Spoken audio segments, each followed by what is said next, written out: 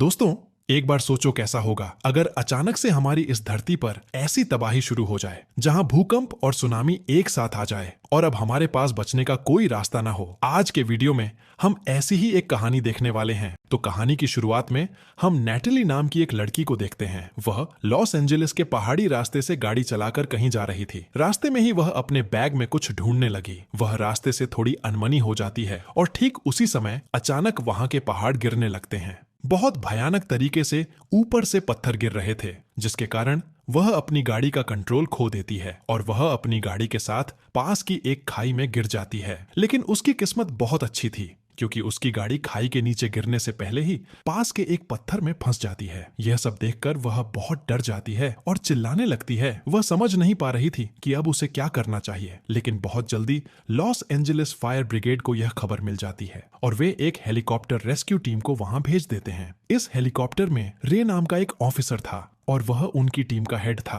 खाई के पास पहुंचकर जब वह नैटली को उसकी गाड़ी में फंसा देखता है तो वह देरी न करते हुए अपनी टीम के एक व्यक्ति को उसे बचाने के लिए नीचे उतार देता है। और जब वह व्यक्ति नीचे जाकर नैटली की मदद करने की कोशिश कर रहा था तो वह भी वहां फंस जाता है। यह देखकर बहादुर रे खुद नीचे जाकर उन्हें बचाने का फैसला करता है। नीचे आकर वह अपनी अद्भुत कुशलता दिखाते हुए आखिरी समय में उन दोनों को बचा लेता है और वे तीनों वहां से बच निकलते हैं। इसके बाद हम एक प्रोफेसर को देखते हैं जो अपने छात्रों को पढ़ा रहे हैं। इस प्रोफेसर का नाम लॉरेंस है और वह एक सिस्मोलॉजिस्ट हैं, यानी एक वैज्ञानिक जो भूकंप के बारे में अध्ययन करता है। वह अपनी क्लास खत्म करके जब अपने ऑफिस रूम में आकर बैठते हैं तभी उनके दोस्त किम उनके पास दौड़े चले आते हैं। किम उनसे कहती है कि शहर में एक भयानक भूकंप आने की संभावना है। हमने रिक्टर स्केल पर स्कैन किया है और यह भूकंप हूवर डैम के पास आ सकता है। अभी हमें वहां जाकर वहां की मिट्टी मशीन से चेक करनी होगी ताकि हम समझ सकें कि यह भूकंप कितना भयानक होने वाला है। इसके बाद तुरंत ही वे दोनों लॉरेंस और किम अपनी गाड़ी लेकर वहां जाने के लिए निकल पड़ते हैं। वहीं दूसरी ओर हम रे को देखते हैं जो अपनी ड्यूटी खत्म करके घर लौट रहा है और यहाँ उसे कोर्ट का एक नोटिस मिलता है जहाँ तलाक के कागजात थे।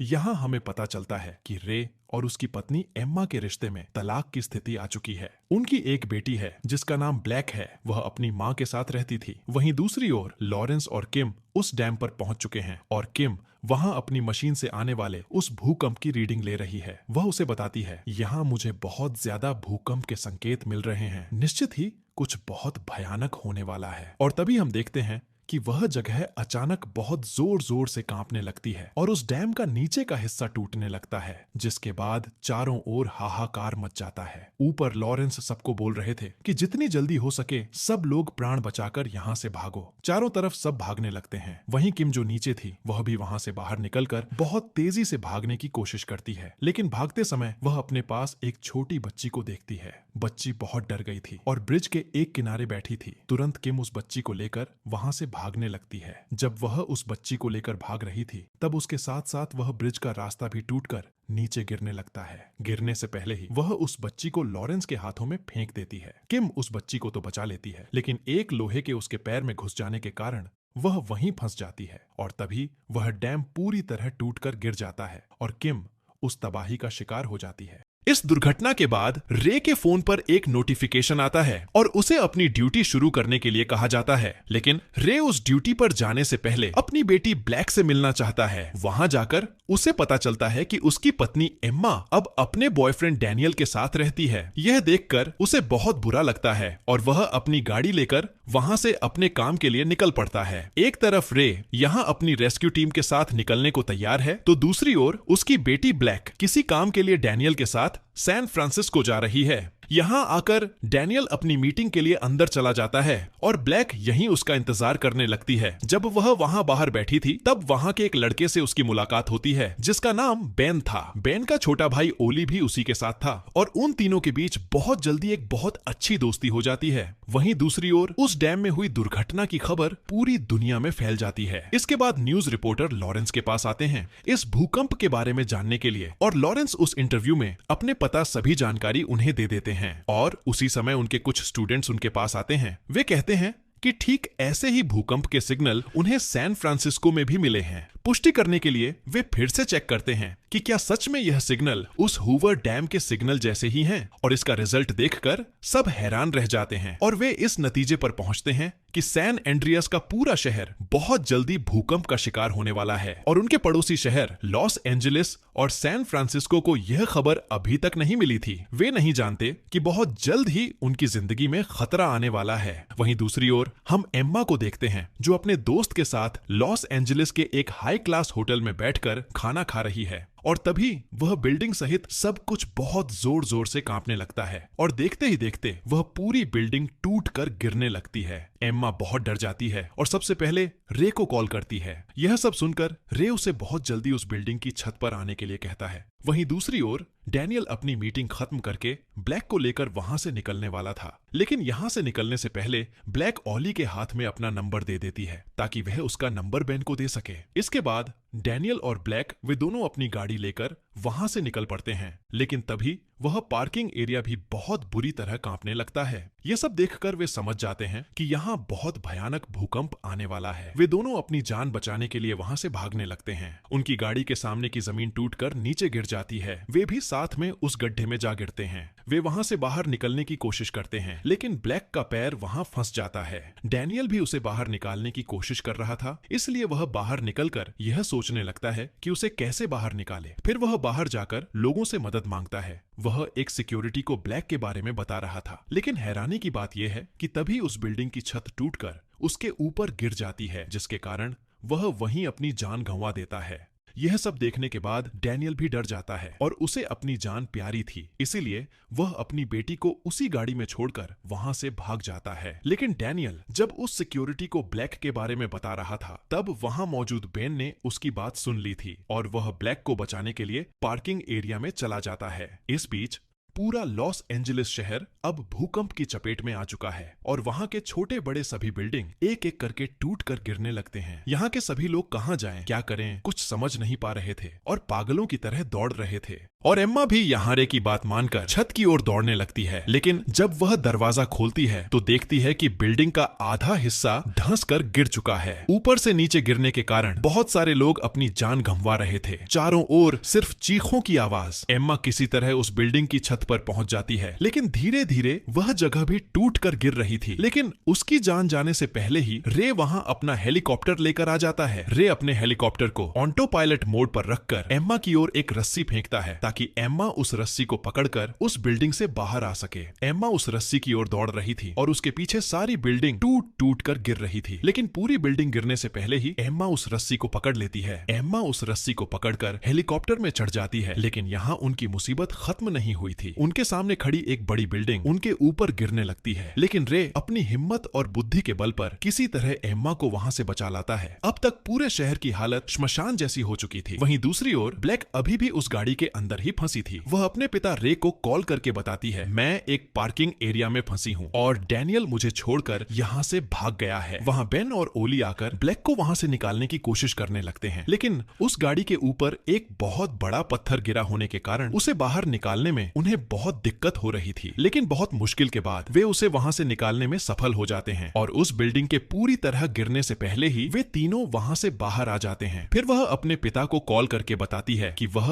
अब ठीक है। यह सुनकर रे कहता है, तुम बिल्कुल भी चिंता मत करो, जैसे भी हो मैं तुम्हें वहां से बचा कर लाऊंगा। तुम बस अपने पास के किसी बड़े टॉवर के पास आ जाओ, मैं और तुम्हारी माँ तुम्हें लेने आ रहे हैं। रे का अपने परिवार के प्रति इतना प्यार देखकर एम्मा का मन भर आता है और अब वे दोनों अपनी बेटी को बचाने के लिए सैन फ्रांसिस्को जाने के लिए निकल पड़ते हैं। इस बीच लॉरेंस और उनके साथियों को एक और बड़ी बुरी खबर मिलती है कि यह भूकंप अब और भी ज्यादा भयानक रूप लेने वाला है और वह रिपोर्टर से कहते हैं कि यह खबर हमें आम लोगों तक पहुंचानी होगी ताकि वे अपनी जान बचा सकें। फिर वे यह निर्णय लेते हैं कि यहाँ के हर चैनल पर वे लाइव प्रसारण करेंगे ताकि यहाँ के सभी लोगों को यह खबर मिल सके। जब एम्मा और रे अपनी बेटी को बचाने के लिए सैन फ्रांसिस्को जा रहे थे, तब आधे रास्ते में ही उनके हेलीकॉप्टर में किसी टेक्निकल समस्या के कारण उनका हेलीकॉप्टर क्रैश क्रैश होने की स्थिति में आ जाता है। रे अपनी भावनाओं और अपने इतने दिनों के अनुभव के आधार पर इस हेलीकॉप्टर को सुरक्षित तरीके से लैंड कराने की कोशिश करता है, लेकिन एक इलेक्ट्रिक पोल से टकरा जाने के कारण वह उस हेलीकॉप्टर का संतुलन खो देता है। उनका हेलीकॉप्टर क्रैश होकर सीधे एक सुपरमार्केट के अंदर जा घुसता है, लेकिन उनकी किस्मत अच्छी थी, वे दोनों ठीक ठाक थे। फिर रे वहां मौजूद एक गाड़ी हाईजैक करके अपनी पत्नी को लेकर वहां से निकल पड़ता है। वहीं दूसरी ओर लॉरेंस सभी न्यूज चैनलों पर लाइव आकर इस प्राकृतिक आपदा के बारे में लोगों को चेतावनी दे देते हैं। इस बीच जब एम्मा और रे सड़क से सैन फ्रांसिस्को जा रहे थे, तब अचानक ही रे अपनी गाड़ी रास्ते में रोक देता है और गाड़ी से उतरकर जब वे उस जगह को अच्छी तरह देखते हैं तो वे भी बहुत डर जाते हैं, क्योंकि उस भूकंप के कारण यह रास्ता टूटकर एकदम दो हिस्सों में बट गया था और बीच में बहुत बड़ा गड्ढा हो गया था। वे समझ जाते हैं कि गाड़ी लेकर इस रास्ते को पार करना असंभव है, लेकिन उनकी किस्मत अच्छी थी कि ऐसे समय में एक व्यक्ति आकर उनसे पूछता है कि क्या वह उनकी कोई मदद कर सकता है। रे उसे बताता है कि हमें किसी भी तरह सैन फ्रांसिस्को पहुंचना है, क्योंकि वहां हमारी बेटी फंसी हुई है। यह सुनकर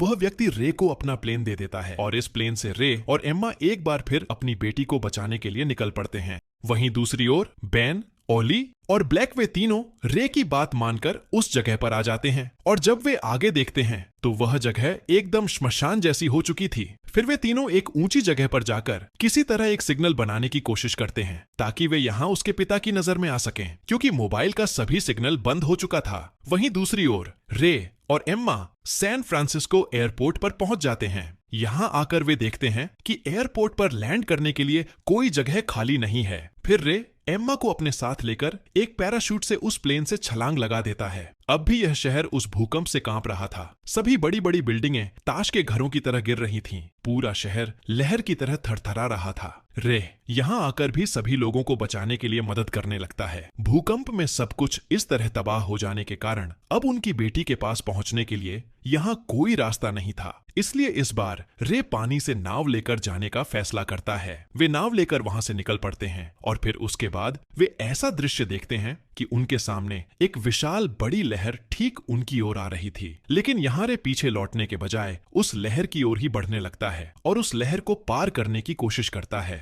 लेकिन जब रे उस बोट को लहर के ऊपरी हिस्से में ले जा रहा था, तब उनके सामने एक बहुत बड़ा कार्गो जहाज आ जाता है और वे उस विशाल जहाज के नीचे दबने जा रहे थे। लेकिन रे यहाँ भी अपनी कुशलता दिखाकर किसी तरह यहाँ से बच निकलता है। वे यहाँ से तो बाहर निकल जाते हैं, लेकिन उस विशाल जहाज से सभी बड़े बड़े कंटेनर पानी में बिखर कर गिरने लगते हैं। लेकिन इस सुनामी की ताकत इतनी थी कि इतने बड़े जहाज को भी बहुत आसानी से तोड़कर फेंक देती है और वह जहाज सीधा जाकर सामने खड़े गोल्डन गेट ब्रिज से टकरा जाता है, जहां हजारों लोग अपनी जान बचाने की कोशिश कर रहे थे। वहां डैनियल भी था और उस जहाज से एक कंटेनर सीधा आकर उसके ऊपर गिर जाता है, जिससे उसकी यहाँ मौत हो जाती है। ब्रिज पूरी तरह से नष्ट हो जाता है और हजारों लोग यहाँ अपनी जान गंवा देते हैं। यह पानी अब पूरे शहर की ओर बहने लगता है और इस लहर का आकार इतना बड़ा था कि वहां के सभी बड़े बड़े बिल्डिंग, रास्ते, घर, सब कुछ इस लहर की चपेट में आ जाता है। जहां लाखों लोग इस सुनामी में मारे जा रहे थे और जहां बेन, ब्लैक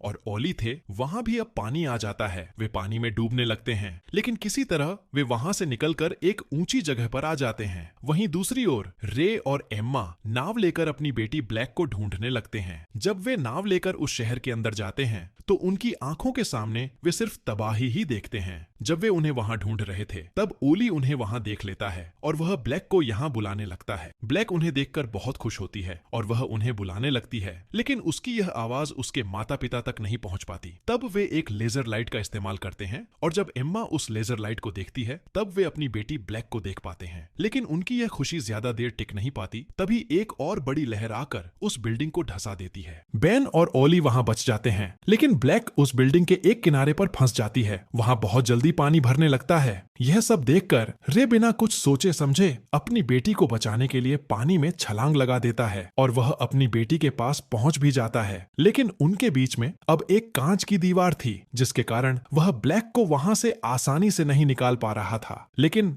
रे हार नहीं मानता और वह अपनी पूरी ताकत लगाकर उस कांच को तोड़कर अपनी बेटी को बचा लेता है। वहां ऊपर बेन उस बिल्डिंग के जाल को तोड़ने की कोशिश कर रहा था ताकि वे सभी वहां से बाहर निकल सकें, लेकिन बेन उसे तोड़ नहीं पा रहा था। यह देखकर एम्मा अपनी नाव लेकर सीधा जाकर उस बिल्डिंग से टक्कर मारती है और वह उस जाल को तोड़कर सीधा बिल्डिंग के अंदर घुस जाती है। फिर वे सभी सभी उस नाव में बैठकर उस बिल्डिंग के गिरने से पहले ही वहां से बाहर निकल आते हैं, लेकिन ब्लैक अभी भी बेहोश थी। इसीलिए रे उसे सीपीआर देकर उसकी होश वापस लाने की कोशिश करता है और आखिरकार वह ब्लैक को होश में लाने में सफल हो जाता है और वे वहां से निकलकर बहुत दूर चले जाते हैं। वहीं दूसरी ओर टीवी की खबरों में बताया जा रहा था कि पृथ्वी के नीचे मौजूद टेक्टोनिक प्लेट धीरे धीरे अपनी जगह पर शांत हो रही है और भूकंप धीरे धीरे रुक जाएगा। वहीं दूसरी ओर रेस्क्यू टीम खाने पीने का सामान लेकर बचे हुए लोगों की मदद के लिए निकल पड़ती है। रे का परिवार और बेन उसके भाई की जान भी यहाँ बच जाती है। रे और एम्मा अपनी पुरानी सभी समस्याओं को भूलकर अब एक साथ रहने के लिए राजी हो जाते हैं। यहाँ से उस टूटे हुए गोल्डन गेट ब्रिज की ओर देखते हुए वे वहाँ अमेरिका का एक झंडा देखते हैं और इसे देखकर उन्हें विश्वास होता है कि अब सब कुछ धीरे धीरे ठीक हो जाएगा। और इसके साथ ही इस कहानी का यहाँ अंत होता है।